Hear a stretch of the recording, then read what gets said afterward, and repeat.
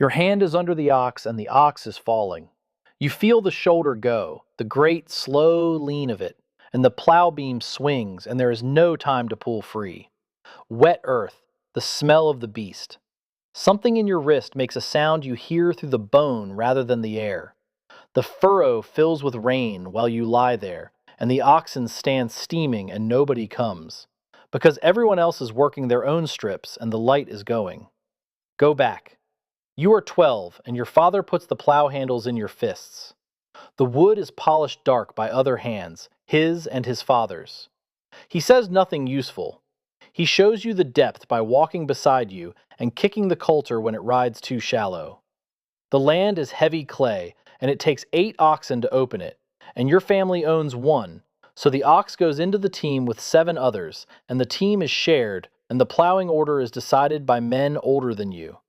The field runs in strips. Yours are not together. One here, one 4 furlongs off, one in the low ground that floods. Nobody drew them for you. They were divided generations back, so that no family had all the good soil, and they have been split and split again at every death since. You will farm perhaps 30 acres in ribbons scattered across 3 great fields, and you will walk miles inside your own holding. At the top of the furlong stands a man with a stick. He is not a knight, he is the reeve, and he is a villain like you, chosen by the village because he knows exactly how much work each of you owes. He is cutting notches in the stick. One of them is yours. The notches are days. You owe the Lord 3 days a week on his own land, the domain, and more at harvest. This is week work, not rent in coin. Your body, Monday and Wednesday and Friday, spread on his acres while your own wheat stands unweeded. You go where the reeve sends you. You spread dung. You ditch. You thresh in the Lord's barn with a flail until the chaff is in your throat and the inside of your shirt. At harvest come the boon days, when the whole village turns out, and the Lord gives ale and a meal, and the ale is thin and nobody refuses, because refusing is not a thing that has a name. Miss a day and the notch stays uncut. Uncut notches are read out at the manor court. It sits 3 or 4 times a year in the hall, and it is not a court of the king. It is the Lord's court, and the Lord's steward runs it, and the jury is your neighbors. And your neighbors will convict you, because if they do not, the whole village is fined together. You stand. The steward reads. You did not come to the boon reaping. You pay 6 pence. 6 pence is 2 days' wage for a free laborer. You are not a free laborer. You pay it in the yard afterwards, coin counted out of a cloth, and you walk home past the mill. The mill is the Lord's.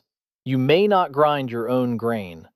This is soak, and it is worth more to him than most of his fields. Every household in the village must bring its corn to his mill and leave a portion behind, a 16th, a 12th, whatever the custom of the manor says. And the miller takes his share on top, and everyone knows the miller's toll dish is deep. So you keep a hand quern under the floor of the house. 2 stones, upper and lower, a wooden peg. Your wife grinds at night with a cloth under it to kill the sound.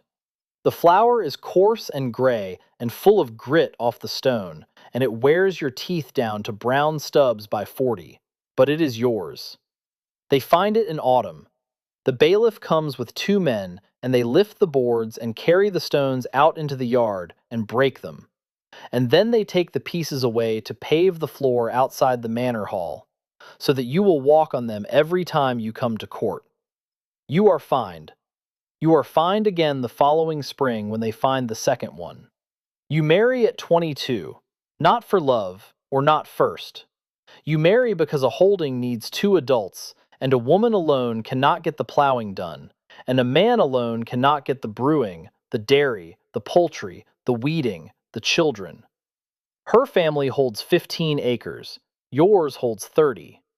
The match is discussed by fathers. Before the wedding, you pay merchant. Merchant is the fine for marrying. You are the Lord's property in a legal sense that is not a figure of speech, and your children will be his property. And the woman is leaving her father's holding and taking her labor with her, So somebody must be compensated. 2 shillings. 3 if she marries outside the manor, and the steward may simply refuse. You pay, she comes. The priest blesses you at the church door, not inside it. The spring after the wedding, the rain comes early and stays through the sowing. The low strip stands under water for 11 days. Old Wulfric, who has ditched that ground since before your father, stops at the headland and looks at the sky for a long time, and says the weather has gone wrong in the north, and it will come south after. Nobody does anything. There is nothing to do with a thing like that. The water goes down in June, the barley comes up thin, you eat, and you get through. 20 years pass in a rhythm you could keep with your eyes shut.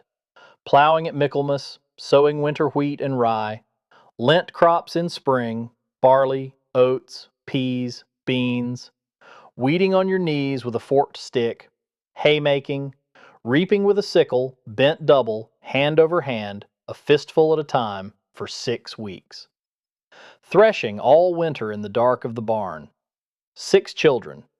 3 live past 7. The youngest is Alice. She takes the geese out and comes back with her hem black to the knee. Then it rains. It rains in May, and it does not stop. It rains through June and July of that year, and the year after. The seed rots in the furrow. The hay will not dry, and the beasts eat moldy fodder, and the murrain, a beast plague, takes the sheep, and then the cattle, whole herds, the carcasses dragged out and burned. Grain that cost 5 shillings a quarter costs 26. The village eats its stores by Christmas. Then the seed corn. That is the moment it becomes something else. Seed corn is next year. When you grind it, you have chosen this winter over next autumn, and everyone chooses this winter, and so the following harvest fails as well, because nothing went into the ground. Alice goes in February. She stops eating first, then stops asking. You carry her to the churchyard yourself, because there is no one to spare. The priest buries her without a shroud, because linen is worth money, and you have none. You survive. So does your eldest son. You never speak about which of you ate what. And when the rain finally stops, you have no ox, because the ox died in the murrain, and you cannot plow without an ox, and you cannot buy one without a harvest, and you cannot have a harvest without plowing. So you borrow one. From a neighbor who came through it with 2, you give him 3 days of your labor a week for the loan, on top of the 3 you already owe the Lord, and you work your own strips in the last hour of light and on Sundays when the priest is not looking. It is that ox that falls on you. 9 years later, a wet March, the beast old and worked past use, its shoulder giving out in the furrow.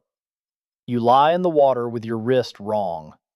Your son finds you at dusk and walks you back with your arm held against your chest. The bone setter in the next village pulls it straight and binds it to a splint of ash, and it sets crooked anyway, thick at the joint, and the fingers never close all the way again. You cannot grip a sickle with your left hand, and reaping is a 2-hand trade. So your son reaps, and you follow behind him binding sheaves like a boy. The reeve still cuts your notches. Nobody at the manor court has ever heard of a man owing less because his wrist broke. You are 46. Your back is fused into a curve from 30 years of the sickle.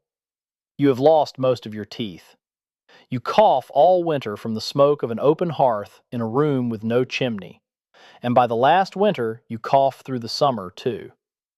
You die in the 8th week of Lent. The bailiff comes before the body is cold. This is Harriet, and it is the Lord's right on the death of every villain.